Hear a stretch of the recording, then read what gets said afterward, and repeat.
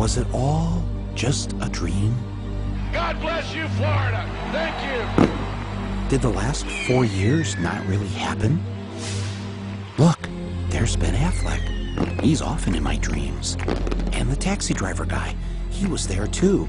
And little Stevie Wonder, he seemed so happy, like a miracle had taken place. Was it a dream? Or was it real? It was election night 2000, and everything seemed to be going as planned. In New York, Al Gore is our projected winner. The Garden State is green for Gore. We project that Mr. Gore is the winner in Delaware. This state has voted with the winner in Excuse me 1 second. I'm so sorry to interrupt you. Mike, you know I wouldn't do this if it weren't big. Florida goes for Al Gore. CNN announces that we call Florida in the Al Gore column. Then something called the Fox News Channel called the election in favor of the other guy. Not to interrupt you, Fox News now projects George W. Bush the winner in Florida, and thus it appears the winner of the presidency of the United States. All of a sudden, the other network said, hey, if Fox said it, it must be true. All of us at the networks made a mistake and projected Florida in the Al Gore column. It was our mistake. Now, what most people don't know is that the man who was in charge of the decision desk at Fox that night, the man who called it for Bush, was none other than Bush's first cousin, John Ellis. How does someone like Bush get away with something like this? Well, first, it helps if your brother is the governor of the state in question. You know something? We are going to win Florida. Mark my words. You can write it down. Second, make sure the chairman of your campaign is also the vote counting woman, and that her state has hired a company that's going to knock voters off the rolls who aren't likely to vote for you. You can usually tell them by the color of their skin. Then make sure your side fights like it's life or death. I think all this talk about legitimacy is way overblown. And hope that the other side will just sit by and wait for the phone to ring. And even if numerous independent investigations prove that Gore got the most votes, if there was a statewide recount under every scenario, Gore won the election. It won't matter, just as long as all your daddy's friends on the Supreme Court vote the right way.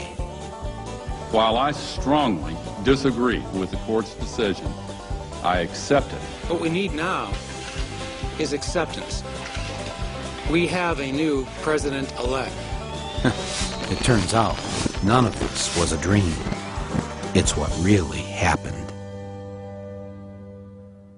On the day the joint session of both the House of Representatives and the Senate was to certify the election results, Al Gore, in his dual role as outgoing Vice President and President of the Senate, presided over the event that would officially anoint George W. Bush as the new president.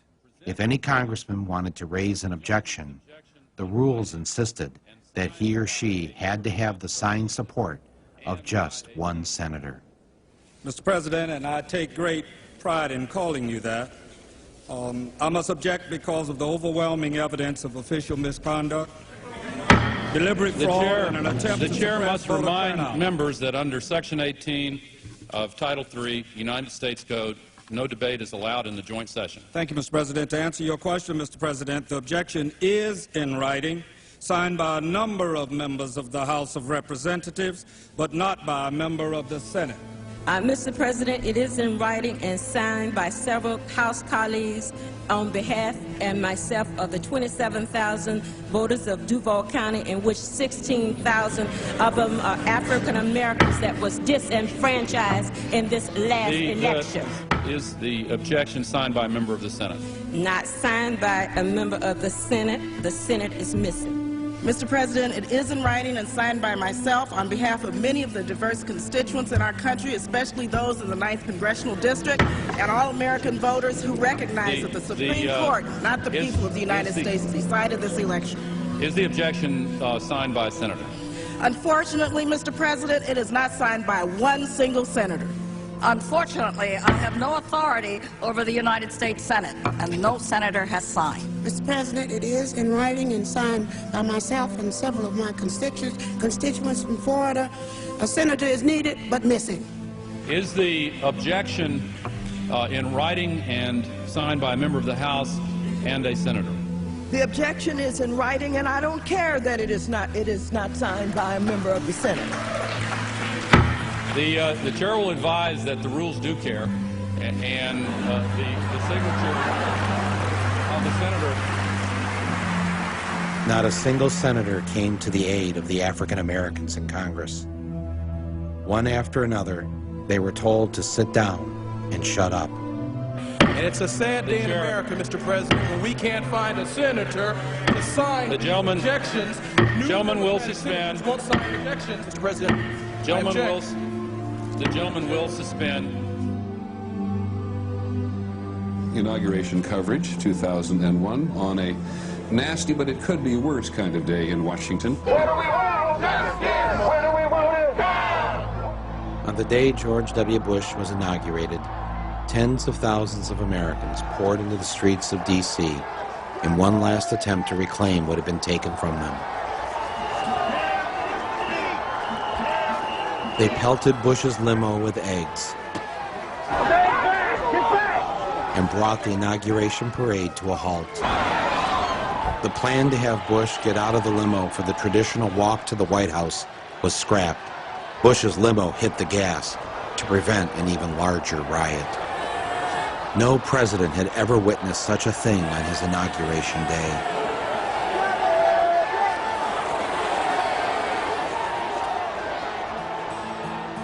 And for the next 8 months, it didn't get any better for George W. Bush. He couldn't get his judges appointed. He had trouble getting his legislation passed, and he lost Republican control of the Senate. His approval ratings in the polls began to sink. He was already beginning to look like a lame duck president. With everything going wrong, he did what any of us would do.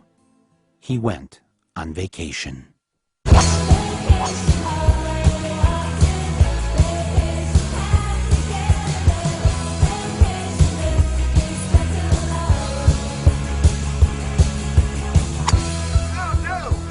In his first 8 months in office before September 11th, George W. Bush was on vacation, according to the Washington Post, 42% of the time. I hit every shot good. People would say I wasn't working. It was not surprising that Mr. Bush needed some time off. Being president is a lot of work. At these folks that say you're loafing here in Texas, that you're taking too long of a vacation. They don't understand the definition of work then. Getting a lot done. Secondly, you don't have to be in Washington to work. It's amazing what can happen with telephones and faxes. Thank you so much. And just a destiny of voting. Yeah. What are you doing the rest of the day? Karen Hughes is coming over. We're working on some things. And she'll be over here. We're working on a few things, a few matters. I'm working on some initiatives. You'll see. I mean, there'll be some decisions that I will have made while I'm here, and we'll be announcing them as time goes on. The first time I met him, he had some good advice for me. Governor Bush, it's Michael Moore. Behave yourself, will you? Don't find real work. And work was something he knew a lot about. Anybody want some grits?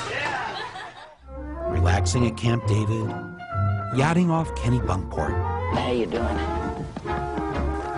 Or being a cowboy on the ranch in Texas. I love the nature. I love to get in the pickup truck with my dogs. Oh, hi. George Bush spent the rest of August at the ranch, where life was less complicated. Armadale loved to dig the soil looking for bugs. And so I went out there the other day, and there was Barney buried in his hole, chasing an armadillo. It was a summer to remember. And when it was over, he left Texas for his second favorite place. On September 10th, he joined his brother in Florida, where they looked at files and met important Floridians. He went to sleep that night in a bed made with fine French linens.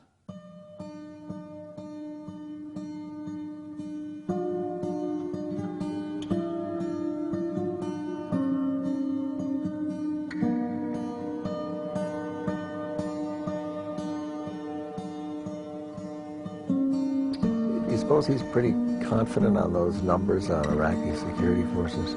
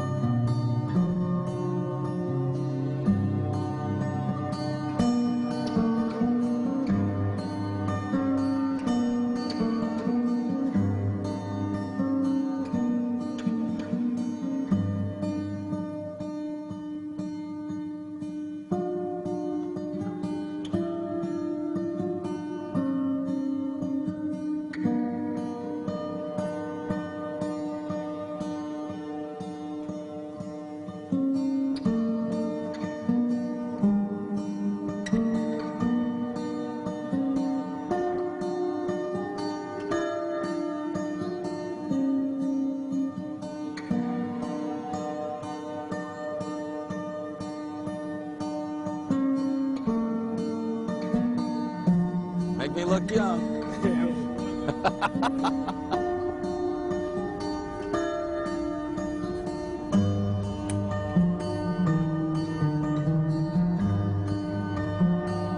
Yeah, I got a little sort of air noise. Yeah, just don't turn it up too much so I don't want to blow my head off.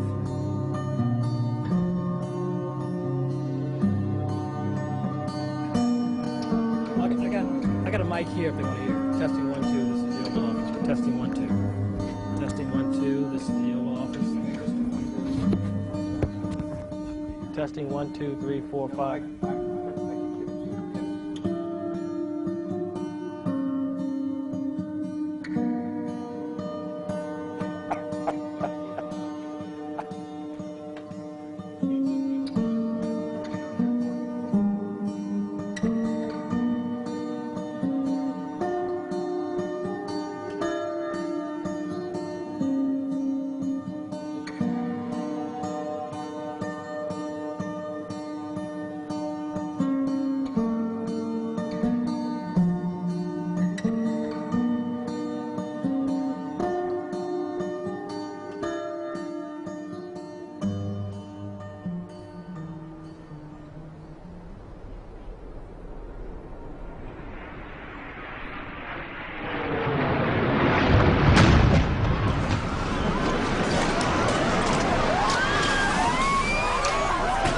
Something that has happened here at the World Trade Center. We noticed flame and an awful lot of smoke.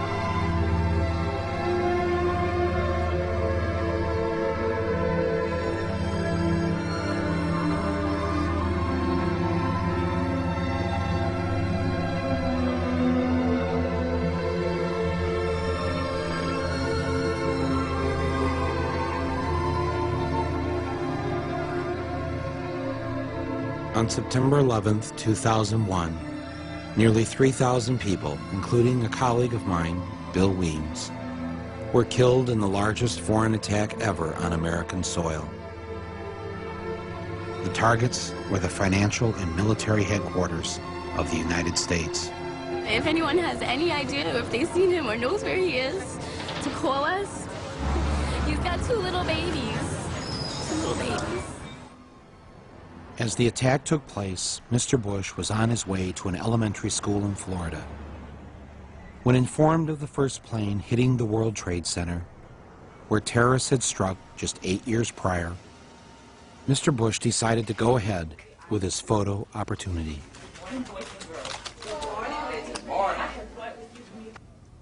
Read this word the fast way. Get ready. Mad. Yes, mad. Get ready. Mad. Yeah.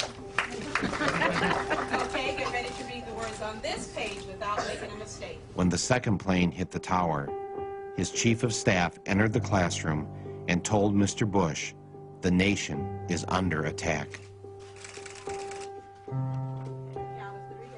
Not knowing what to do, with no one telling him what to do, and no Secret Service rushing in to take him to safety, Mr. Bush just sat there and continued to read My Pet Goat with the children.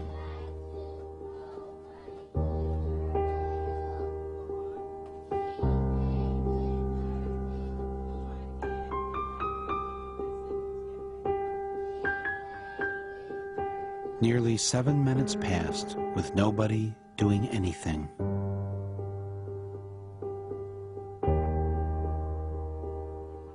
As Bush sat in that Florida classroom, was he wondering if maybe he should have shown up to work more often?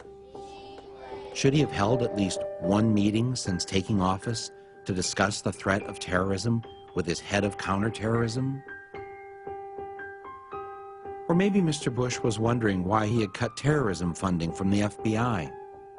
Or perhaps he just should have read the security briefing that was given to him on August 6, 2001, which said that Osama bin Laden was planning to attack America by hijacking airplanes. But maybe he wasn't worried about the terrorist threat because the title of the report was too vague. I believe the title was Bin Laden Determined to Attack Inside the United States. A report like that might make some men jump, but as in days past, George W. just went fishing. As the minutes went by, George Bush continued to sit in the classroom. Was he thinking, I've been hanging out with the wrong crowd? Which one of them screwed me? Was it the guy my daddy's friends delivered a lot of weapons to? Was it that group of religious fundamentalists who visited my state when I was governor? Or was it the Saudis? Damn, it was them. I think I better blame it on this guy.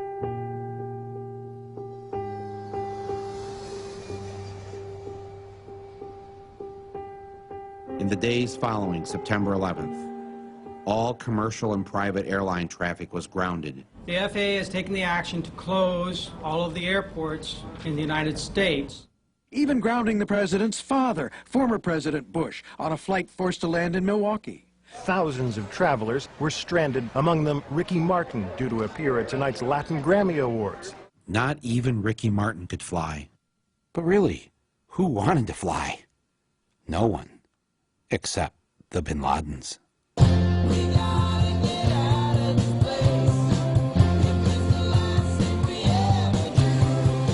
We had some airplanes authorized at the highest levels of our government to fly to pick up Osama bin Laden's family members and others from Saudi Arabia and transport them out of this country.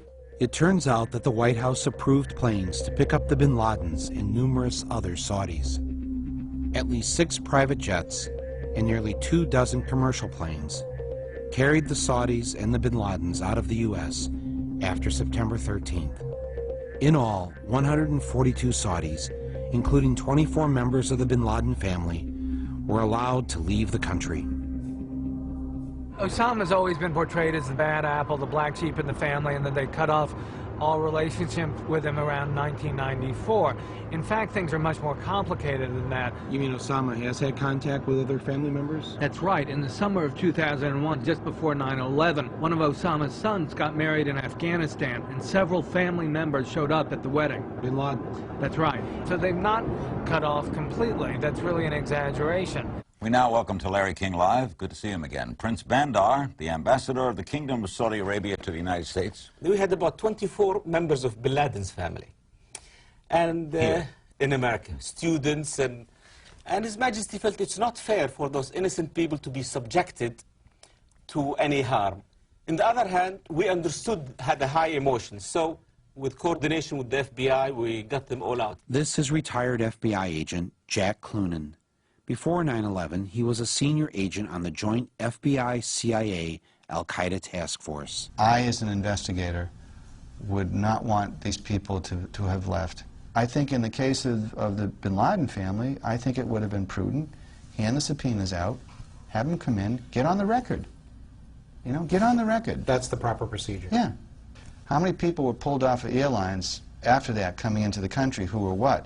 They were from the Middle East, or they fit a very general picture. We held hundreds of and weeks and months at a time. Did the authorities do anything when the Bin Ladens tried to leave the country? No, they were identified at the airport. They looked at their passports, and they were identified. Well, that's what would happen to you or I if we were in the country. Exactly. So a little interview, check the passport, what else? Nothing. I don't know about you, but usually when the police can't find a murderer, don't they usually want to talk to the family members to find out where they think he might be? You have no idea where your husband might be. Well, if you should hear anything, let us know, will you? You willing to come downtown and give us a statement? This gonna take long? You got the time. Mine's worth money, yours isn't. Send in a bill. I asked you a question. You're here to answer them, not ask them. Now, you listen to me, cop. I pay your salary. All right, sit down. I'm gonna earn it. Yeah, that's how cops do it. What was going on here? I think we need to know a lot more about that. That needs to be the subject of a significant investigation. What happened? How did it happen? Why did it happen? And who authorized it? Trying to imagine what those poor bastards were feeling when they were jumping out of that building to their death. Those young guys and cops and firemen that ran into that building never asked a question, and they're dead. And families' lives are ruined, and they'll never have peace. And if I had to inconvenience a member of the Bin Laden family with a subpoena or a grand jury, do you think I'd lose any sleep over it? Not for a minute, Mike. No one would question it. No, it's right. Not even the biggest civil libertarian. No, it's no just, one would question it's just, you know, you got a lawyer, fine. Counselor, fine. Mr. Bin Laden, this is why I'm asking you. It's not because I think that you're anything. I just want to ask you the questions that I would anybody. Right. And that's all. None of this made any sense. Can you imagine in the days after the Oklahoma City terrorist bombing, President Clinton helping to arrange a trip out of the country for the McVeigh family? What do you think would have happened to Clinton if that had been revealed? Bandar, do you know the Bin Laden family? I do very well. What are they like? They're really lovely human beings. He is the only one I don't know him well, but I met him only once. What was the circumstance under which you met him?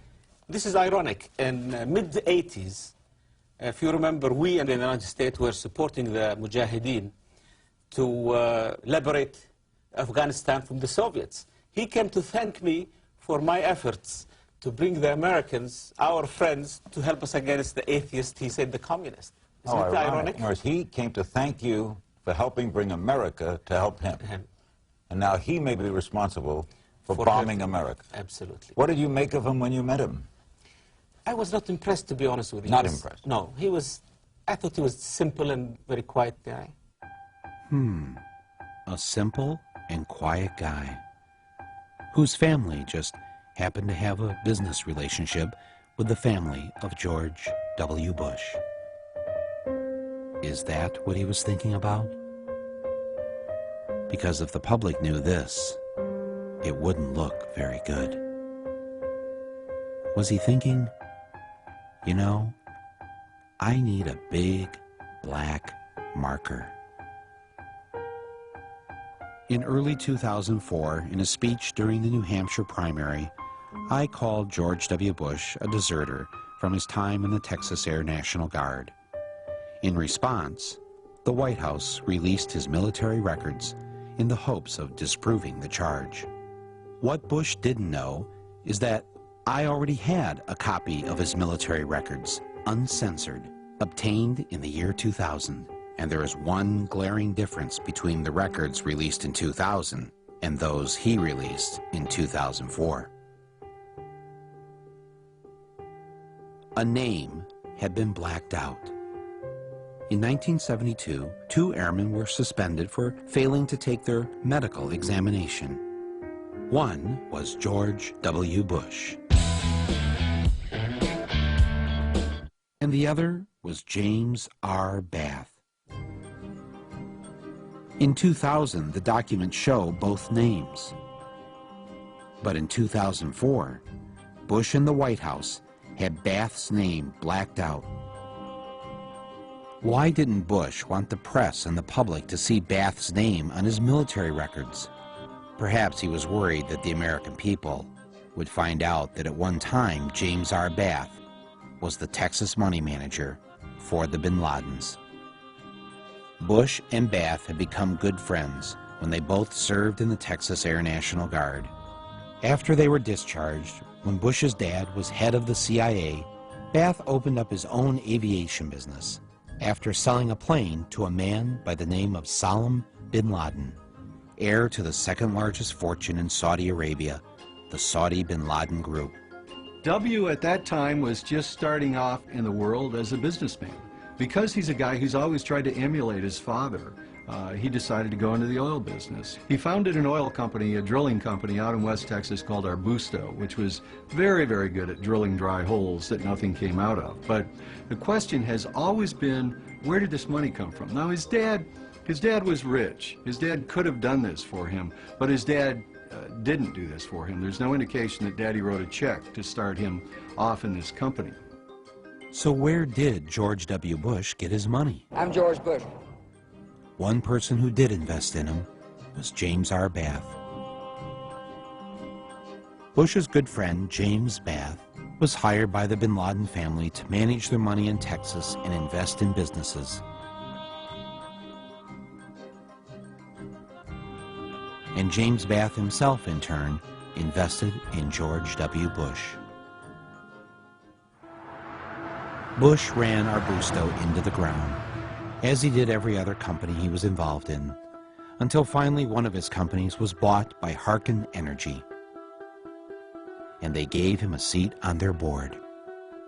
A lot of us have suspected through the years that there has been Saudi oil money involved in all of these companies. Harken, Spectrum 7, Arbusto Drilling, all of the Bush companies. Whenever they got into trouble, there were these angel investors who flowed money into the companies. So the question is, why would Saudis, who had all the oil in the world, go around the globe to invest in this lousy oil company? And the thing is, it had one big asset. Harken had one thing going for it, which is that George W. Bush was on its board of directors at a time when his father was president of the United States. When you're the president's son and you've got unlimited access combined with some credentials from a prior campaign, in Washington, D.C., people tend to respect that. I mean, access is power. And I can find my dad and talk to him any time of the day. Yes, it helps to be the president's son, especially when you're being investigated by the Securities and Exchange Commission. In 1990, when Mr. Bush was a director of Harken Energy, he received this memo from company lawyers warning directors not to sell stock if they had unfavorable information about the company. 1 week later, he sold $848,000 worth of Harken stock. 2 months later, Harken announced losses of more than $23 million. The James Baker law partner who helped Bush beat the rap from the SEC was a man by the name of Robert Jordan, who, when George W. became president, was appointed ambassador to Saudi Arabia. After the Harken debacle, the friends of Bush's dad got him a seat on another board of a company owned by the Carlyle Group. We wanted to look at which companies actually gained from September 11th. turned up this company, Carlyle Group. The Carlyle Group is a multinational conglomerate that invests in heavily government-regulated industries like telecommunications, healthcare, and particularly defense. Both George W. Bush and George H.W. Bush worked for the Carlyle Group, the same company that counted the bin Laden family among its investors. Carlyle Group was holding its annual investor conference on the morning of September 11th in the Ritz-Carlton Hotel in Washington, D.C. At that meeting were all of the Carlyle regulars. James Baker, likely John Major, definitely George H.W. Bush, though he left the morning of September 11th. Shafiq bin Laden, who is Osama bin Laden's half-brother, and was in town to look after his family's investments in the Carlyle Group. All of them together in one room watching as the planes hit the towers, and that in fact the bin Laden family was invested in one of their defense funds, which ironically meant that as the United States started increasing its defense spending, the bin Laden family stood to gain from those investments through the Carlyle Group. Our Commander-in-Chief, President George W. Bush. With all the weapons companies it owned, the Carlyle Group was, in essence, the 11th largest defense contractor in the United States. Thanks a lot. It owned United Defense, makers of the Bradley Armored Fighting Vehicle. September 11th guaranteed that United Defense was going to have a very good year. Just 6 weeks after 9/11, Carlyle filed to take United Defense public, and in December made a one-day profit of $237 million. But sadly, with so much attention focused on the bin Laden family being important Carlyle investors, the bin Ladens eventually had to withdraw. Bush's dad, though, stayed on as senior advisor to Carlyle's Asia board for another 2 years. As unseemly as it seems to know that George H.W. Bush was meeting with the bin Laden family while Osama was a wanted terrorist, well before September 11th. It's very discomforting for Americans to know that. George H.W. Bush is a man who has obviously incredible reach into the White House. He receives daily CIA briefings, which is the right of any ex-president, but very few ex-presidents actually exercise that right. He does. And I think in a very real way, they are benefiting from the confusion that arises when George H.W. Bush visits Saudi Arabia on behalf of Carlyle and meets with the royal family and meets with the bin Laden family. Is he representing the United States of America, or is he representing an investment firm in the United States of America, or is he representing both? This company is about money. It's not about conspiracies to run the world or engineer political maneuvering and things like that. It's about making money, and it's about making a lot of money, and they've done very well. I can get you on the record on this question. In the White House view, there's no ethical conflict in former President Bush and former Secretary of State Jim Baker using their contacts with world leaders to represent one of the most well-known military arms dealers, the Carlyle Group. The President has full faith that his family will conform with all proper ethics laws, and will act properly in their conduct. Okay, so let's say one group of people, like the American people, pay you $400,000 a year to be President of the United States. But then another group of people invest in you, your friends, and their related businesses $1.4 billion over a number of years. Who are you going to like? Who's your daddy? Because that's how much the Saudi royals and their associates have given the Bush family, Morning, everybody. Oh, we know it's their friends, How are you, sir? and their related businesses in the past 3 decades. Seems like a very nice reunion with friends. Is it rude to suggest that when the Bush family wakes up in the morning, they might be thinking about what's best for the Saudis instead of what's best for you or me? Yes, know each other. Because $1.4 billion just doesn't buy a lot of flights out of the country. It buys a lot of love.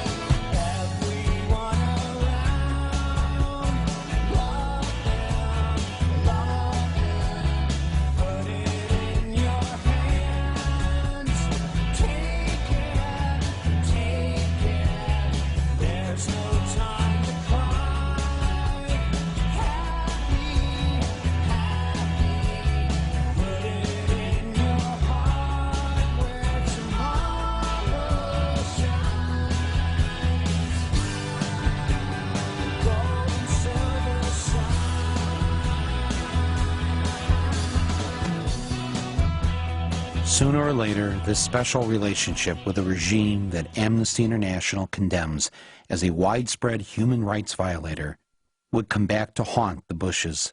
Now, after 9/11, it was an embarrassment, and they preferred that no one ask any questions. The investigation should have begun on September 12th. There's no reason why it shouldn't have.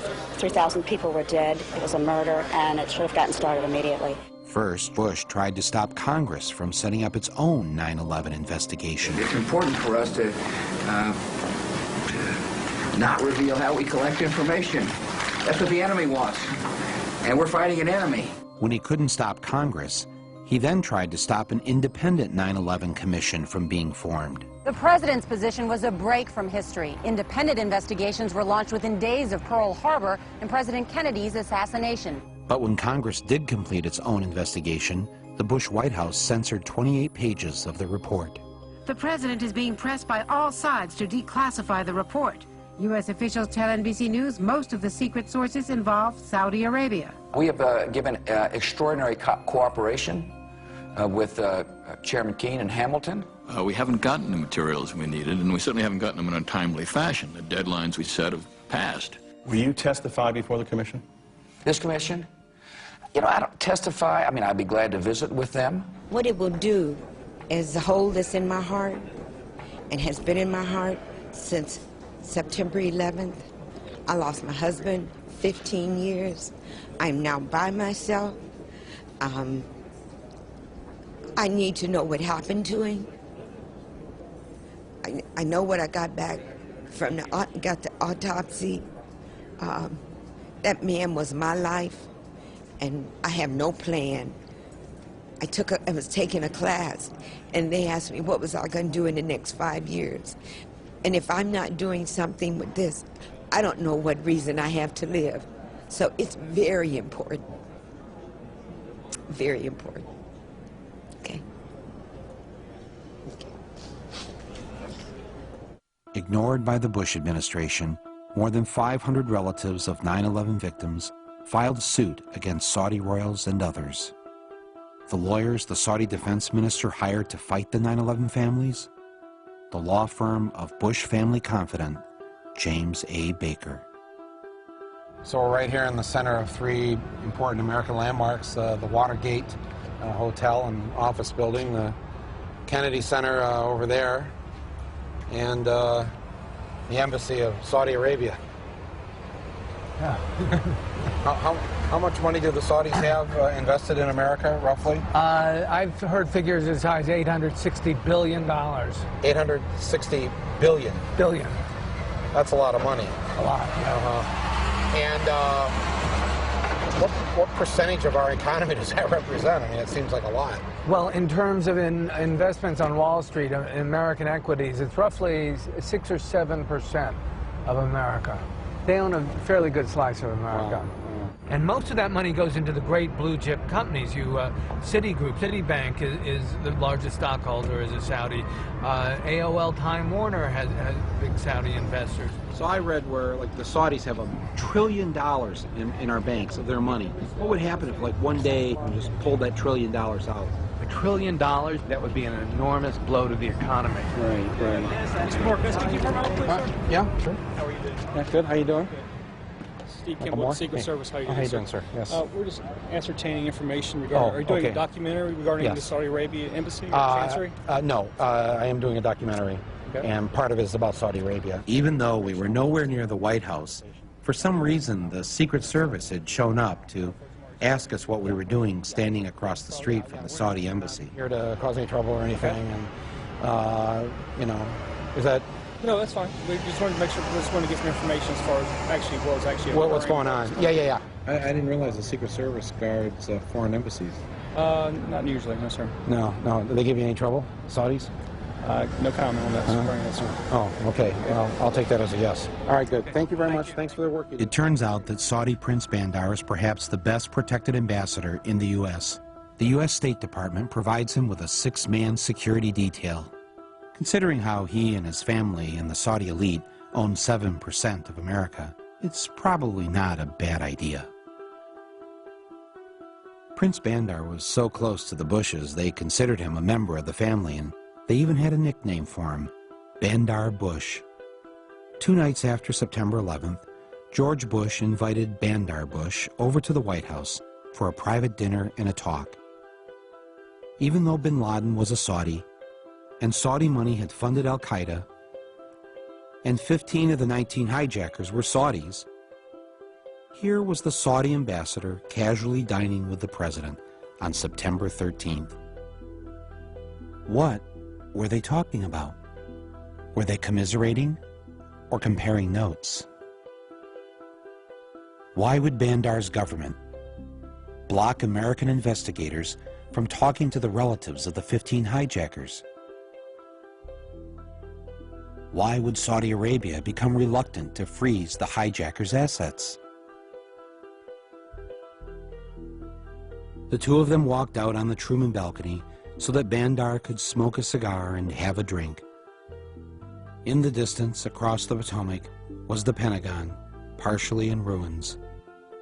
I wonder if Mr. Bush told Prince Bandar not to worry, because he already had a plan in motion.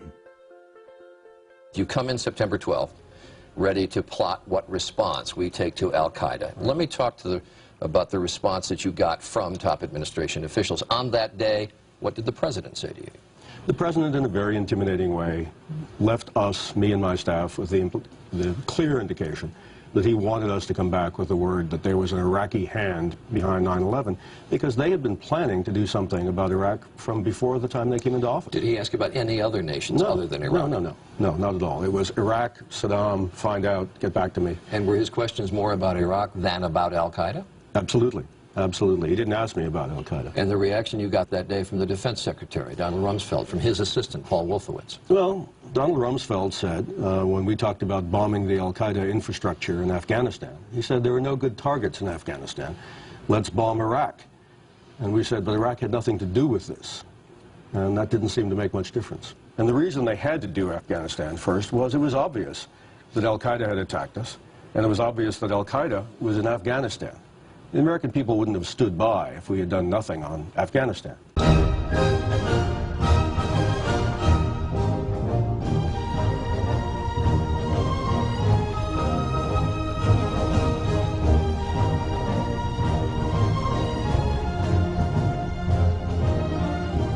The United States began bombing Afghanistan just 4 weeks after 9/11.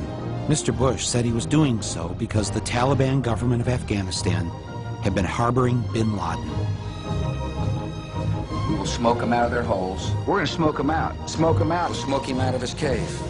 Let's rush him and smoke him out. For all his tough talk, Bush really didn't do much. But what they did was slow and small.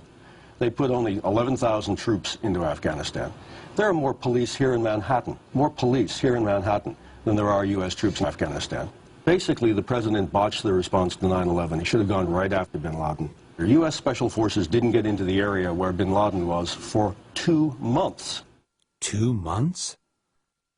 A mass murderer who attacked the United States was given a 2-month head start? Who in their right mind would do that? Anybody say nice shot? Nice shot. Hell of a shot. Or was the war in Afghanistan really about something else? Perhaps the answer was in Houston, Texas. In 1997, while George W. Bush was governor of Texas, a delegation of Taliban leaders from Afghanistan flew to Houston to meet with Unocal executives to discuss the building of a pipeline through Afghanistan, bringing natural gas from the Caspian Sea. And who got a Caspian Sea drilling contract the same day Unocal signed the pipeline deal? A company headed by a man named Dick Cheney, Halliburton. From the point of view of the U.S. government, this was kind of a magic pipeline because it could serve so many purposes. And who else stood to benefit from the pipeline? Bush's #1 campaign contributor, Kenneth Lay, and the good people of Enron. Only the British press covered this trip.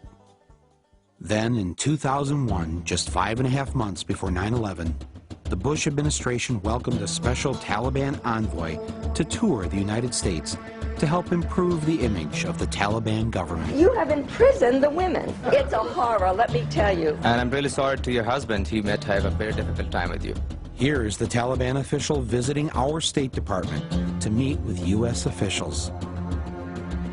Why on earth would the Bush administration allow a Taliban leader to visit the United States, knowing that the Taliban were harboring the man who bombed the USS Cole and our African embassies?